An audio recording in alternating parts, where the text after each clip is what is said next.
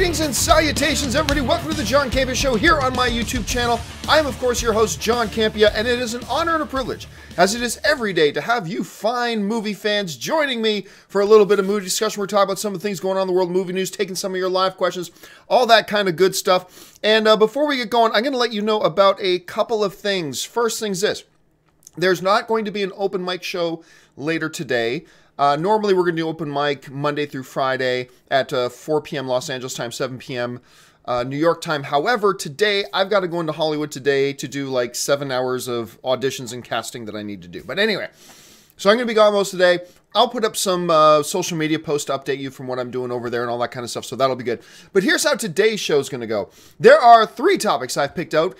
That's subjects and topics from the news that you guys have sent in to me. Now, how do you send in a topic or a question to be on the John Campea Show? It's really quite simple. You just email me anytime at john@thejohncampeashow.com. That's john@thejohncampeashow.com, and make sure you put that word topic in the subject line. And as always, guys, keep those emails to 90 words or less, and then we're going to go over and take some of your guys' live questions as well. So with all that out of the way, let's jump into it. And surprise, surprise, let's start off with this one. This one comes to us from Richard Naffek, who writes, "A story on JoBlo seems to have made it official. The Son of Dundee movie is, drumroll, fake. According to the report, industry sources have indicated the teaser featuring U.S. actor Danny McBride is part of an advertising campaign for Tourism Australia, set to air during next month's NFL Super Bowl. My question is, are you relieved or disappointed?" Yeah, I mean, so look, they fooled a lot of people. This was, as far as, you know, kind of guerrilla viral marketing ideas, you know, all this kind of things, pulling the fast one, blah, blah, blah, blah.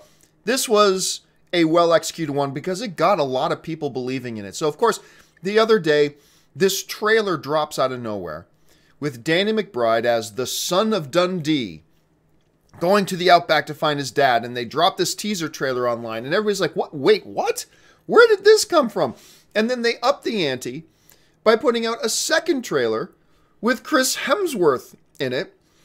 That looked kind of good, but look, all the signs were there that this wasn't a real movie. There was no IMDb page, at least there wasn't when the first trailer initially dropped. Then they eventually put one up. But on the IMDb page was no other cast listed besides Danny. No director, no distributor, no anything like that. And it was supposed to be coming out in just a couple of months. So it's like, okay, in today's age, and again, I don't have my phone with me. In today's age, when everybody walks around with a global communication device in their pocket, with audio and video recording capabilities, the idea that a movie like this, on this magnitude, could actually exist, it's coming out in a few months and get shot and everything, and no one's ever heard of it, very unlikely. So there it is. It's official. The movie is fake, but I think they did a really great job with it, fooling everybody and getting attention for it. Now everybody's going to be paying attention to this NFL Super Bowl ad. Now, to your question, am I relieved or disappointed?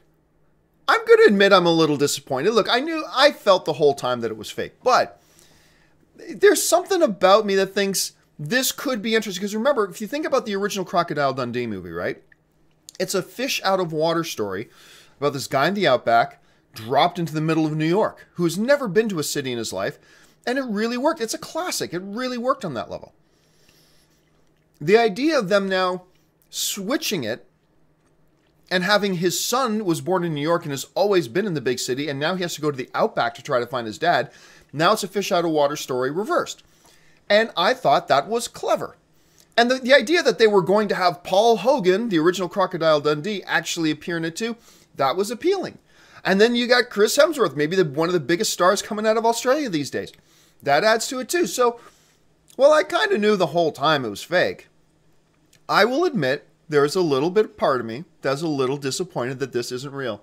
So I don't know, what do you guys think? Jump down in the comment section. Let me know your guys' thoughts. All right, let's move on to the next topic. And this one comes to us from, if I can get it to come up on the screen, here we go.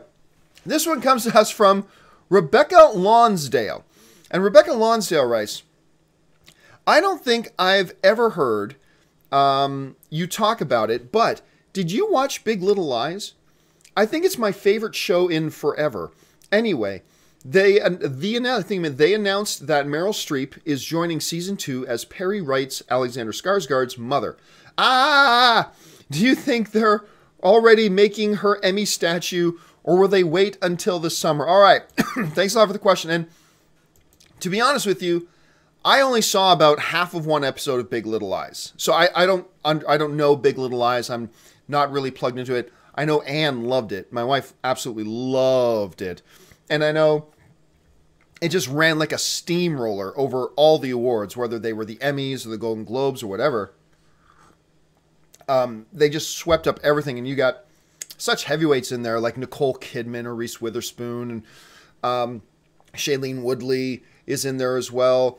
Lauren, why am I forgetting her name?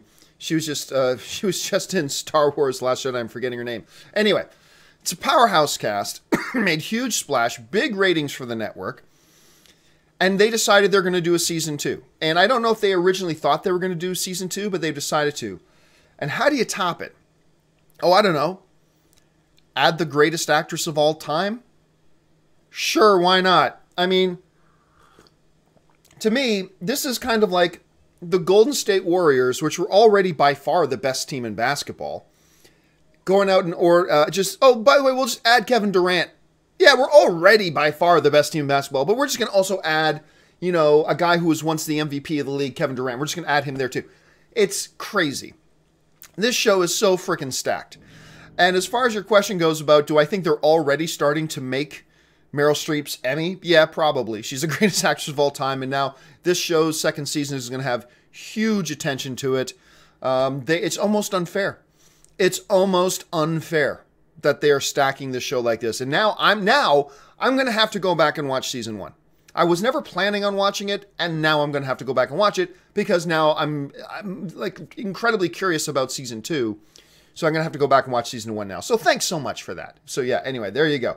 And I talked to a couple of fans, people I know who are fans of this show, and they are losing their minds about this. So again, I'm not the demographic that a show like Big Little Lies was going after.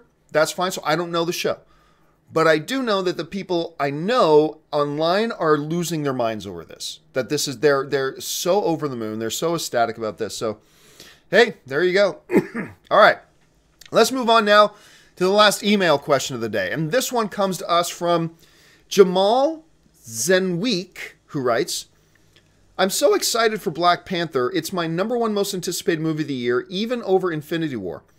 Did you see the story that Black Panther's producer is claiming that T'Challa's little 16-year-old sister, Shuri, is actually smarter than Tony Stark?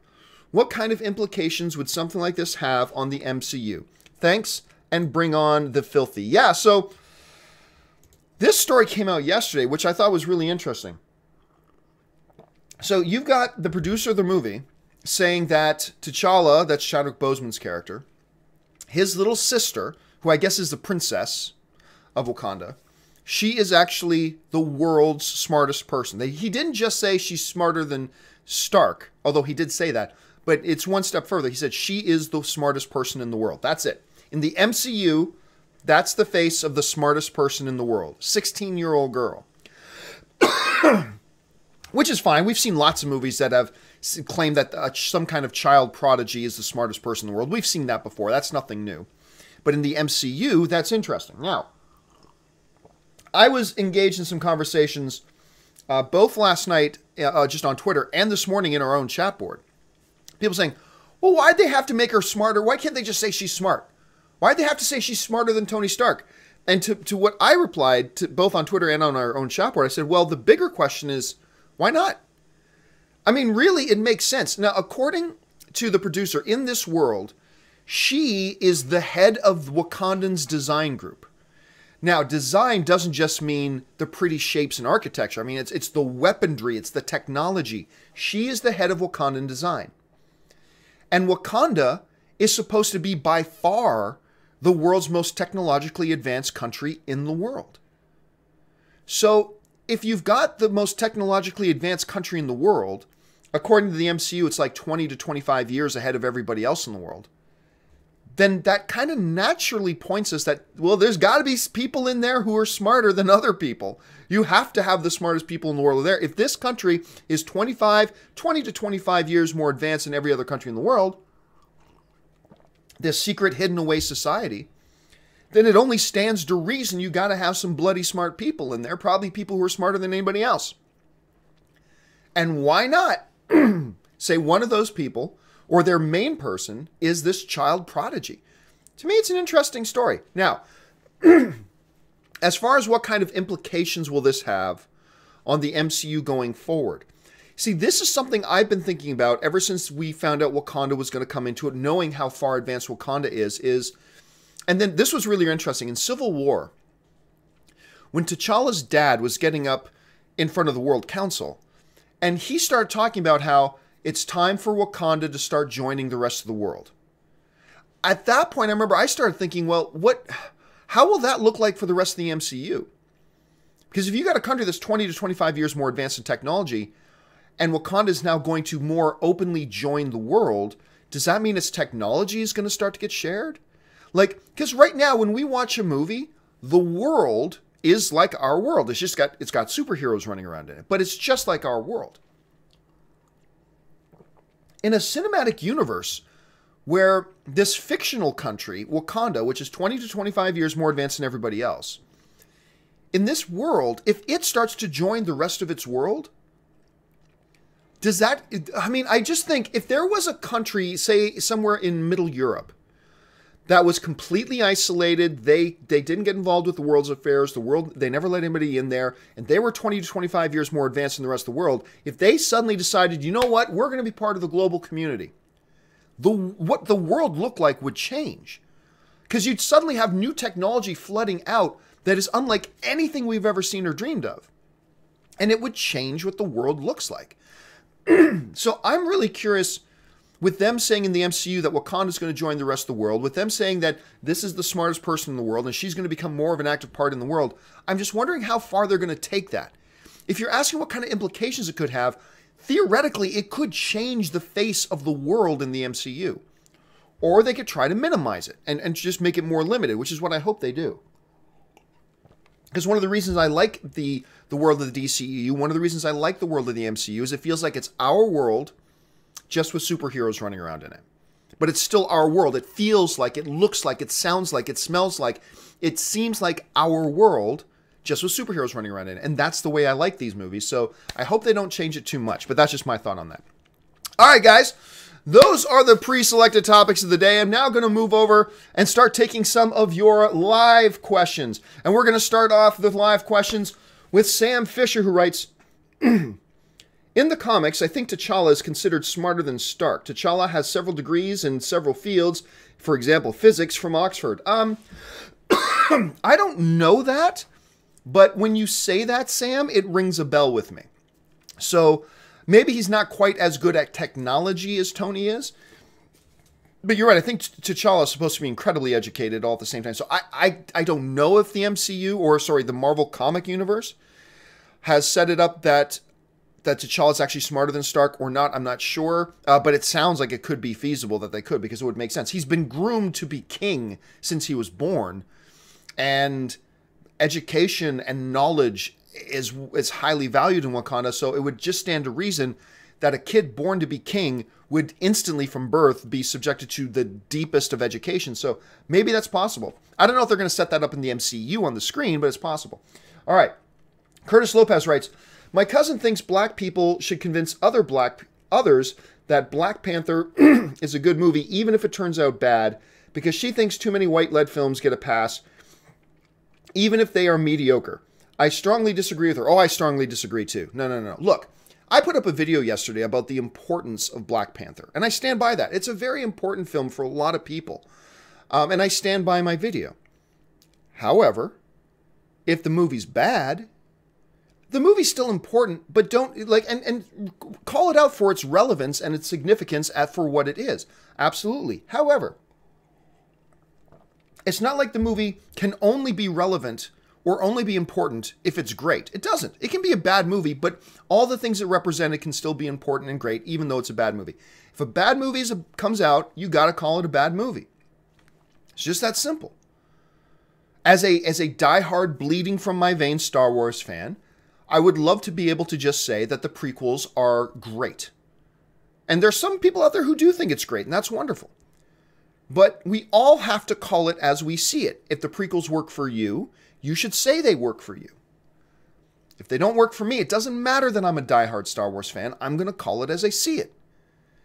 You know, I love the MCU. I want to love Agents of S.H.I.E.L.D. But I got to call it as I see it. I think it's a failure of a show. It's got a couple of really, like, Clark Gregg is amazing, and I love the Phil Coulson character. Ming-Na is also really good in the show, but to me, it's a failure of a show. That hurts me to say because I love the MCU. I'd love to be able to say that I loved Iron Fist. I'd love to be able to say I loved Iron Fist, but I didn't. It was a sack of garbage. I love the MCU. I'd love to be able to say that I love the Inhumans, but it's one of the worst, probably the worst thing they've ever produced.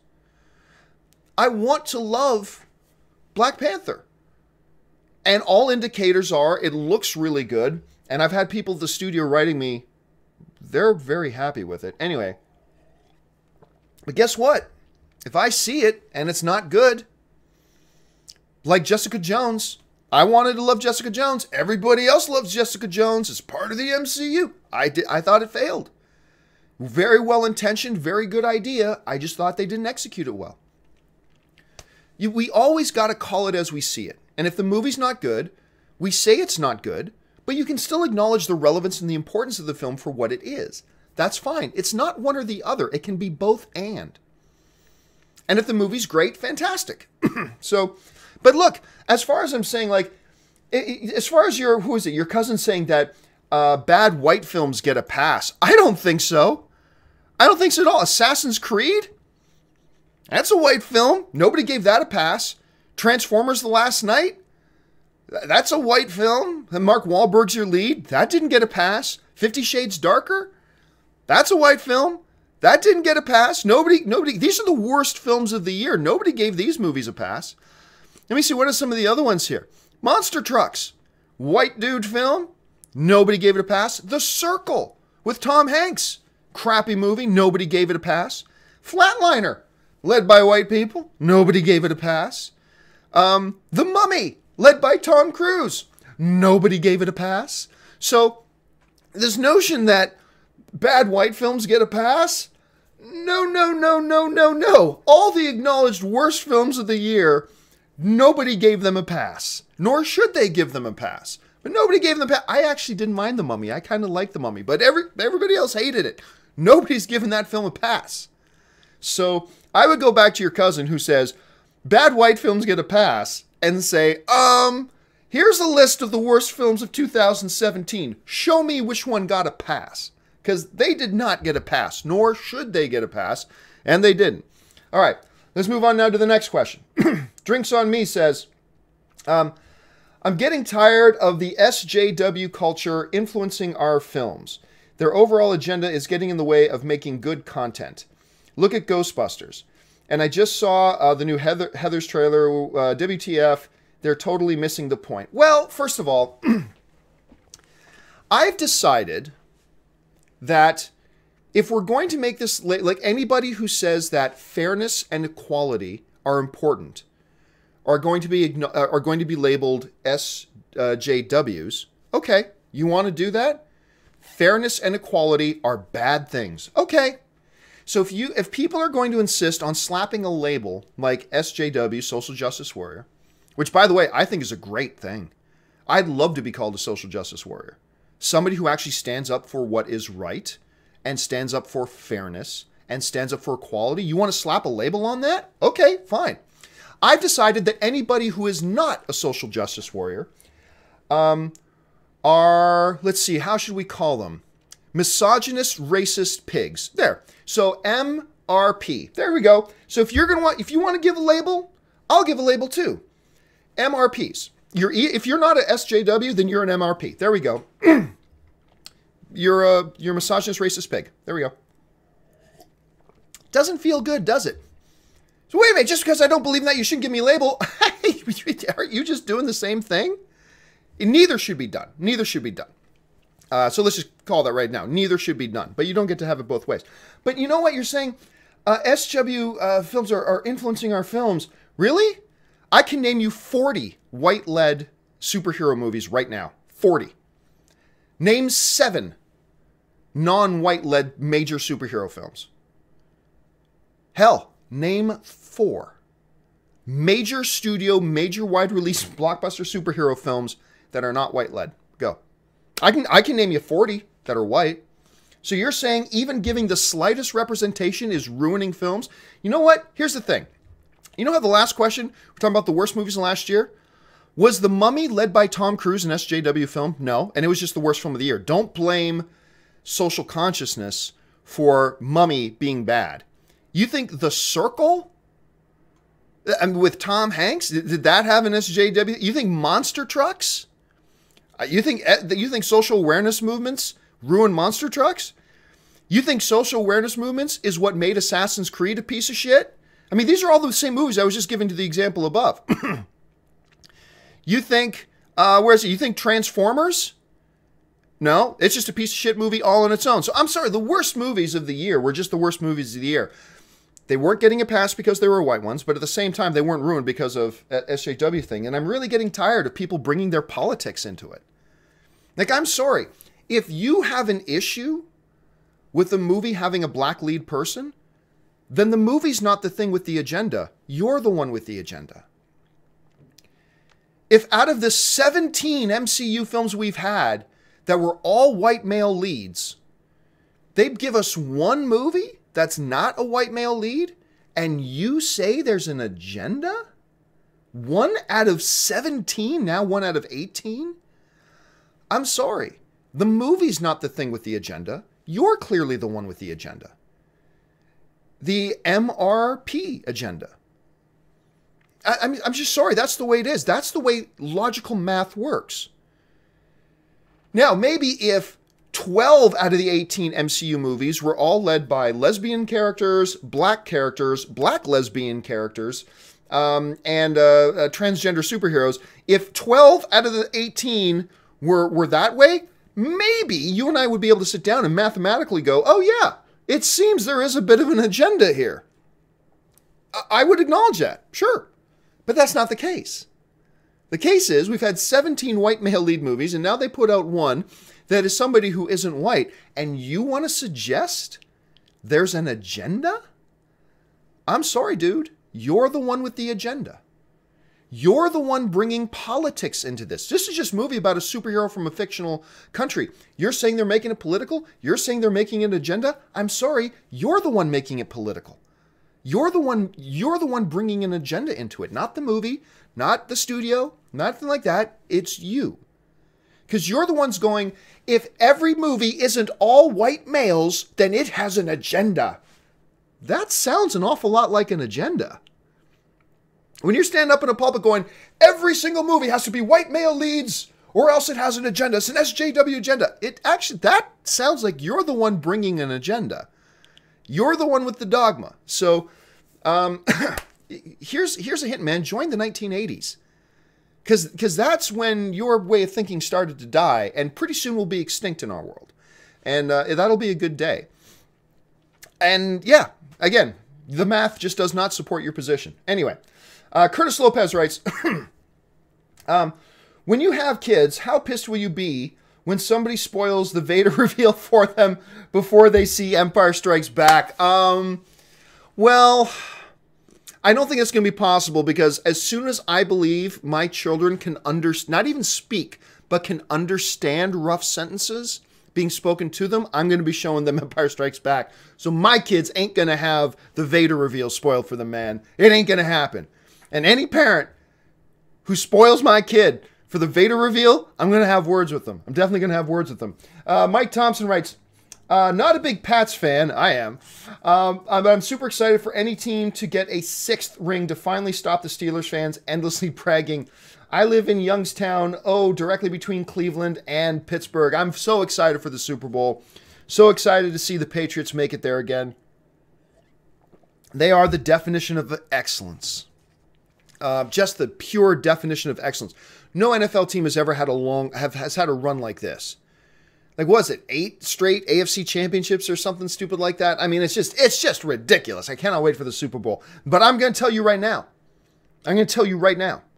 As a Patriots fan, the Philadelphia Eagles scare the shit out of me. But John, their starting quarterback is injured. It doesn't matter. You know why? Because their backup quarterback is Nick Foles, who only threw 7 touchdowns in one game, multi-time Pro Bowler. I don't care that Wentz is out. I'm just as scared as Foles. I'm cheering for the Pats, and I'm telling you right now, those Philadelphia Eagles, they scare the shit out of me. So, I mean, congrats to all you guys who are in Philadelphia, around Philadelphia. Congrats. You guys have a great team.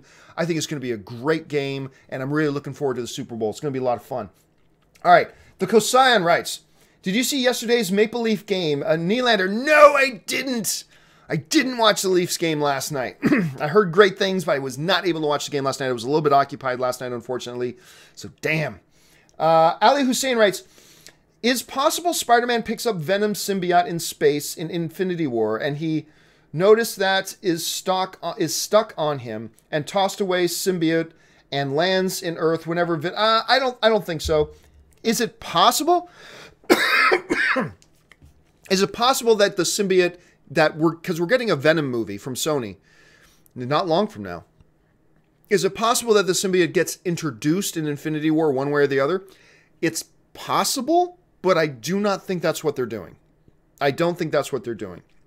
So it would be interesting if they did. And if we're all sitting in the theater in Infinity War and we see this sticky black substance starts to move, then we're all going to go, there it is. We're all going to kind of freak out collectively, but I don't think that's what they're going to do, but Ali, it is possible. You're right, it is possible.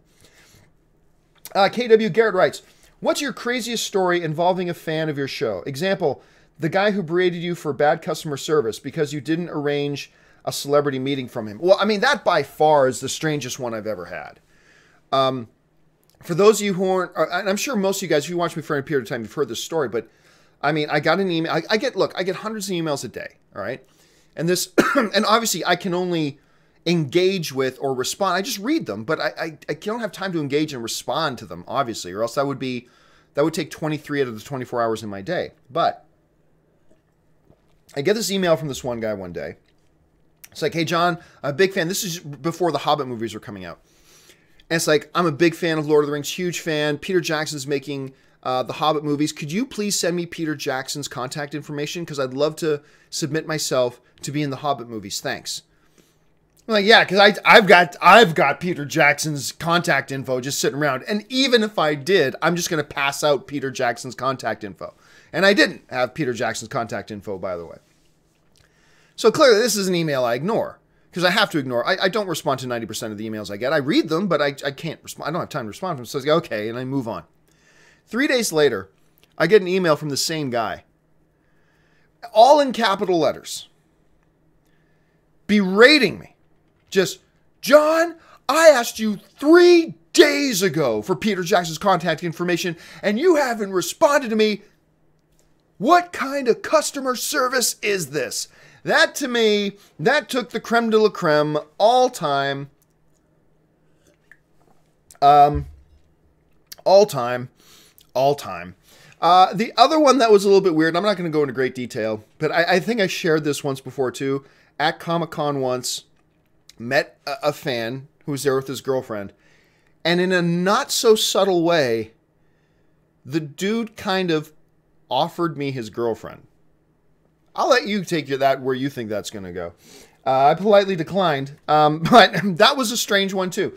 I get some strange, but you know what? I'm really lucky. 99.99% of the times that I've run into viewers and fans and things like that has just been awesome experiences. And it's wherever I go in the country, and it's just awesome. And you guys are always so generous to me and so nice to me, and it's just great. And thankfully, these like little side stories are the very, very, very, very rare exception. But yeah, there have been a couple strange ones. Mike Thompson writes, the fandom is split down the middle here, and I side with the perfect 016 Browns. Yeah, do we call the Browns' winless season a perfect season? I'm going to say yes. It's perfectly awful. That you have awful, but then you have perfect awful. And that was, unfortunately, perfect awful. I mean, I was cheering, man, seriously, I was cheering for the Browns. The last 4 weeks of the season, I was cheering for the Browns. I don't want any team or any fan base to go an over. I never want to see an over. And every week, I was cheering for the Browns. And until they get their first win next season, I'm going to be cheering for them every game. I don't care if they're playing the Patriots. I don't care if they're playing the Bills. I'm going to be cheering for the Browns to get that win, man, till they finally get it. All right, Mason Barr writes, interested in Waco, John Lezugamu, Michael Shannon. Oh, and don't forget Taylor Kitsch. Taylor Kitsch is the lead of that. I'm very interested in that. First of all, it's a fascinating story from, in Texan history. But on top of that, you got an amazing cast. It's incredible real-life drama, the real stuff that happened. And I'm a huge Taylor Kitsch fan. I think Taylor Kitsch is one of these guys who he has the talent level that he could have been an A-list superstar if the projects he was in worked out better. Unfortunately, he was in projects like Battleship, Battleship. And then he was in John Carter, which I love John Carter, but comparatively, it kind of bombed. And then he just never recovered after that. Then he was Gambit. He was the first on-screen Gambit, but in a terrible movie, so that didn't work out. So he just had this string of big parts he got in films that did not work out, and it kind of sputtered his thing. So I'm really thrilled to see Taylor getting a big lead role in a big, high-profile miniseries like this. I'm very excited for Waco, and partially because of the cast that you mentioned and because of Taylor Kitsch. Dim-Sum05 writes, you should have a Super Chat cutoff graphic. Yeah, I think I'll do that one of these days. I'll probably put a graphic together.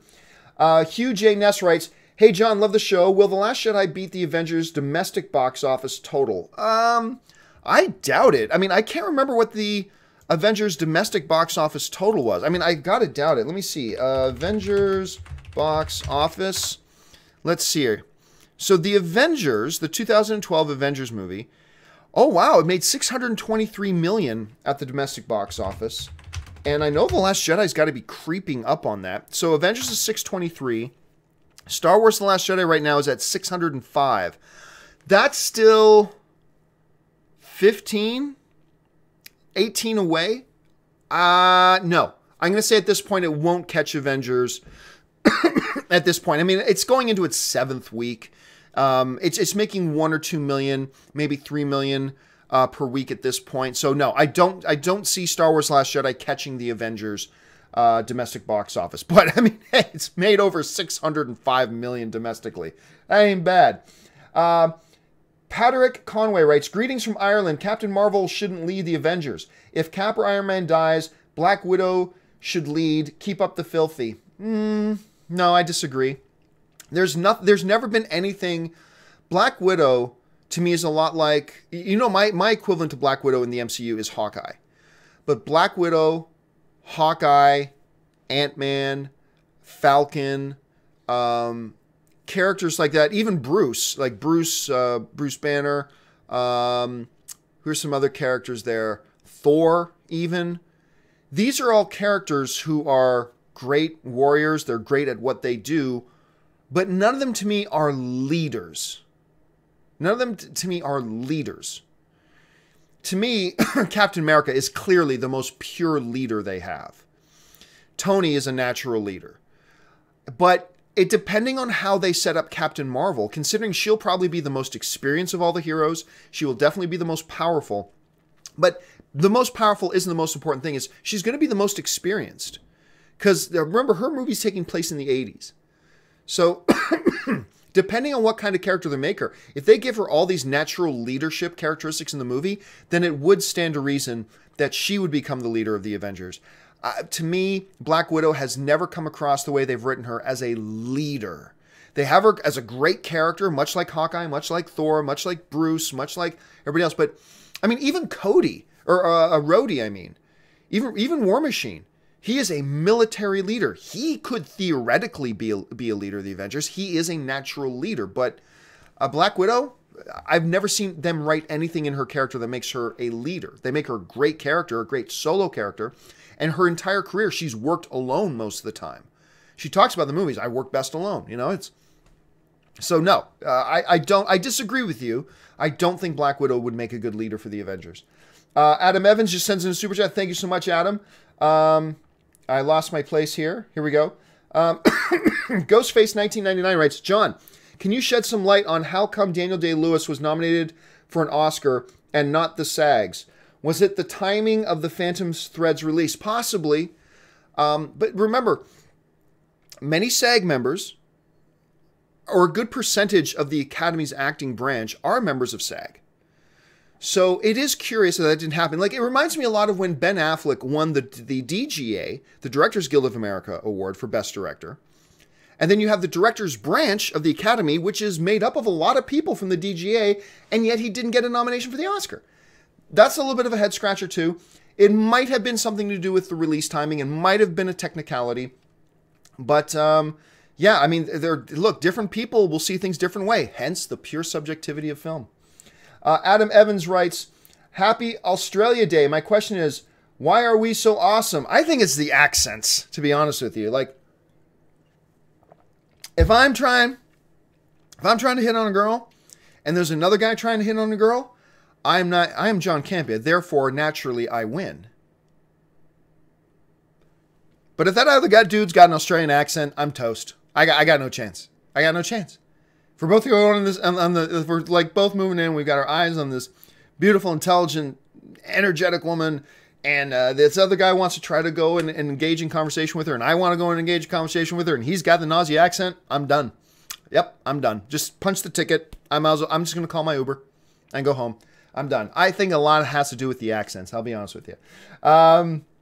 You know, I've never visited Australia. I really want to visit Australia. Yannon Mello writes, the Razzies have been getting a lot of backlash due to nominating Jennifer Lawrence, Aronofsky, and Bardem. I've always hated the Razzies. What are your thoughts? I love the Razzies. But anybody giving the Razzies any backlash don't understand the Razzies. The Razzies have never been meant to be taken seriously. They have never meant to be taken seriously. Look, Mother is a train wreck of a film. It is. It's just a train wreck. It was a great artistic attempt by Aronofsky. I understand what he was going for. He was definitely trying to paint a movie piece of art. I get it. I do. But that doesn't change the fact that, to me and a lot of people, it was a train wreck of a movie. Just because you're making great art doesn't mean it's going to be a great movie. And it's a train wreck of a movie. Jennifer Lawrence gave as good of a performance in that movie as any actress could have. Javier Bardem gives as good of a performance as any actor could in that movie. If there was a legit Oscars for worst movies, would Jennifer Lawrence have been nominated? No. Would Javier Bardem have been nominated? No. Would Aronofsky have been nominated? No. But this isn't anything that's legit. It's the Razzies. It's just meant for fun and as a way to poke a little fun at Hollywood. Anybody who gives backlash to the Razzies for being what they are, excuse me while I refill my tea, for being what they are, I'll tell you right now, those are people, show me somebody who's giving backlash to the Razzies, I'll show you somebody who clearly doesn't understand what the Razzies are, or how the Razzies work, or what the whole mentality behind the Razzies is. They just don't get it. So, no, the Razzies should not be getting any backlash. They're not meant to be taken seriously. They're all in fun, just as ways to poke some fun at Hollywood. And I love them for that. I love them. Does J-Law deserve a Worst Actress of the Year nomination? No. But this is the Razzies. It's all meant for fun. It's not to be taken seriously. So, I love the Razzies myself. Oh, and by the way, guys, I'm going a little bit longer today because I'm not having an open mic show later today. That's why I'm running the show a little bit long today. But cutoff time, if you have not sent in a question yet, do not send in a question. Yoda writes, pardon me. Do you think Edgar Wright will ever get another chance at directing another comic book movie for either Marvel or DC? Thanks and keep up the great work. I can actually tell you the relationship between Edgar Wright and Marvel is actually pretty good. There's a good relationship between Edgar Wright and Marvel. And it's just, what happened with Ant-Man was unfortunate, but it was circumstances that ruined it. You know, Marvel loved Edgar's idea for an Ant-Man movie. The problem is so much time passed, and they got the MCU going without Ant-Man, and now, the way their universe was, that Ant-Man movie that Edgar Wright had envisioned simply didn't fit in. It just simply didn't fit in with the MCU anymore. They wanted to change Ant-Man, which is understandable. Edgar Wright had been working on this for years and he didn't want to change Ant-Man, and that's totally understandable. And so the circumstances were just what they were, and it didn't get done. And it's all fine. Edgar Wright went on to make Baby Driver, which was awesome. Peyton Reed came in and did Ant-Man, which is awesome.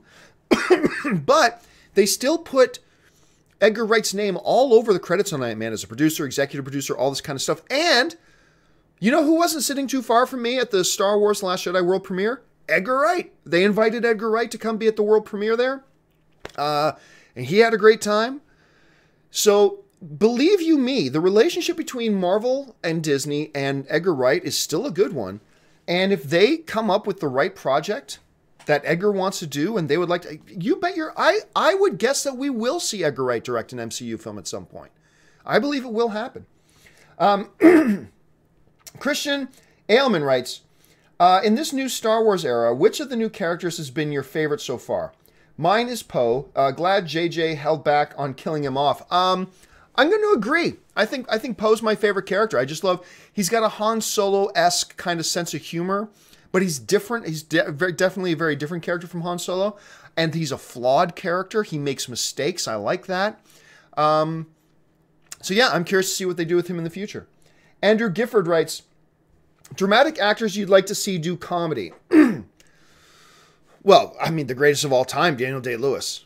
I'd love to see Daniel. I think I talked about that on this show maybe a few months ago. I would love to see Daniel Day-Lewis take a crack at comedy. I think that would be really fun.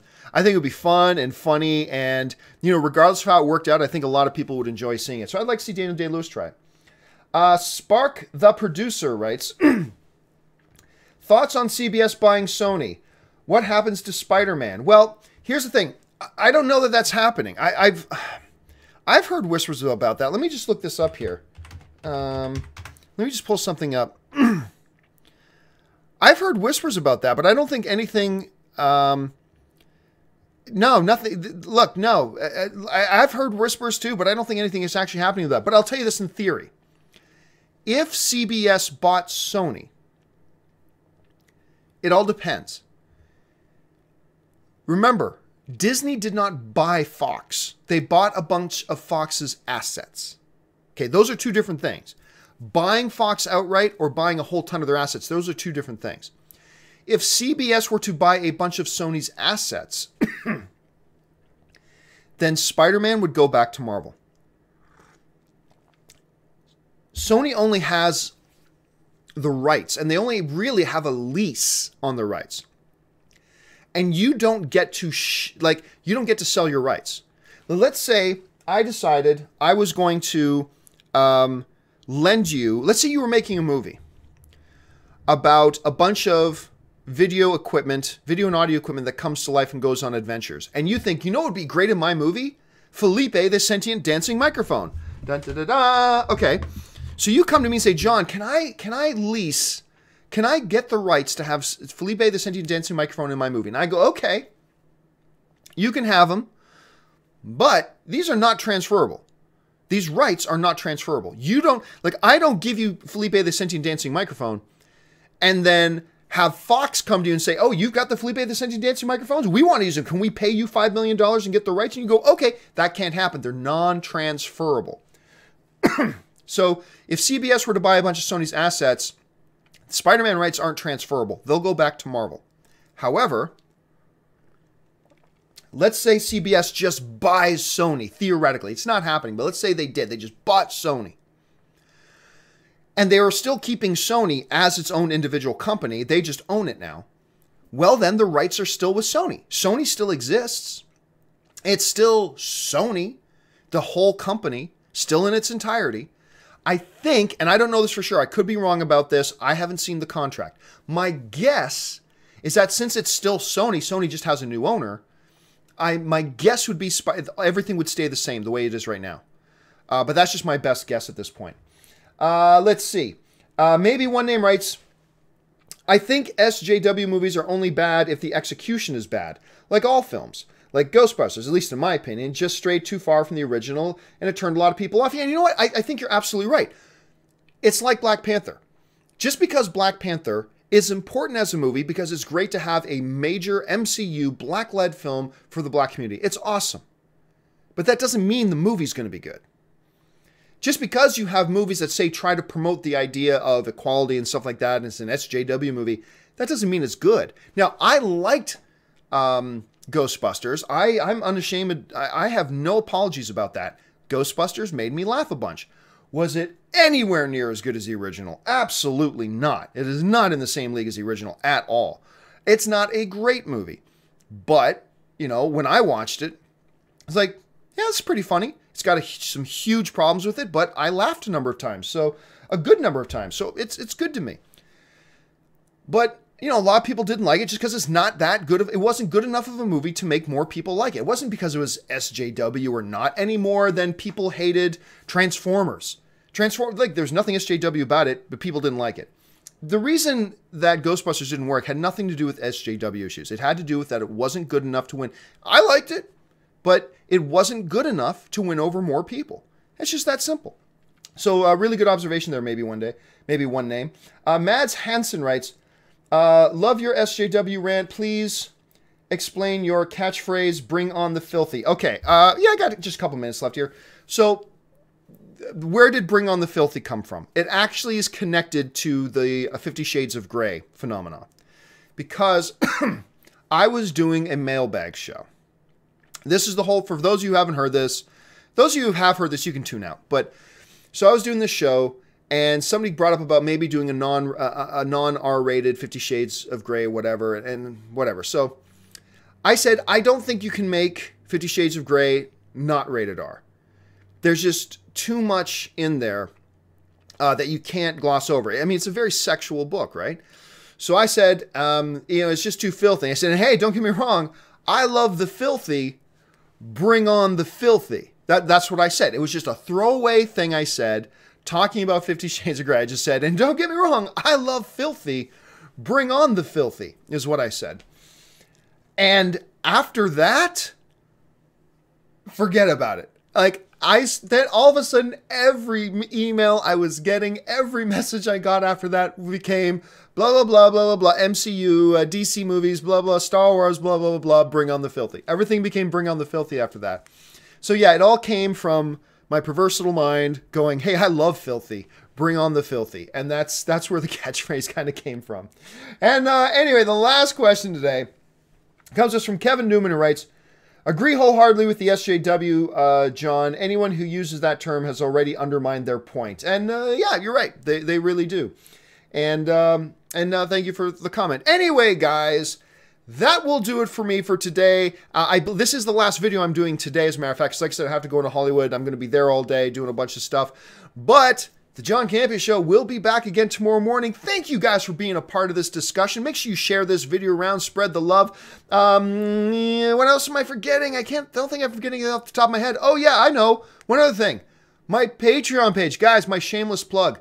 The one thing that keeps this show on the air is absolutely the partnership and the generosity of the people who became my Patreon supporters. I am not supported by two giant corporations anymore. I do not have a full-time staff of 20 plus people. I do not, have like massive 20,000 square feet of studio space, blah, blah, blah. I do this all on my own. The reason I'm able to do it on my own is because of my Patreon supporters. Do me a favor, guys. If you watch my content, just go over to www.patreon.com/JohnCampea. Get all the information about what it means to be a Patreon supporter, how being a Patreon supporter keeps these shows on the air, and number 3, what benefits there are to being a Patreon supporter. And if you decide to become a Patreon supporter after that, awesome. If not, that's totally fine. I'm just glad you're here being a movie fan with me. Anyway, guys, that will do it for me. Thanks for joining me. My name's John Campea, and until the next video, bye-bye.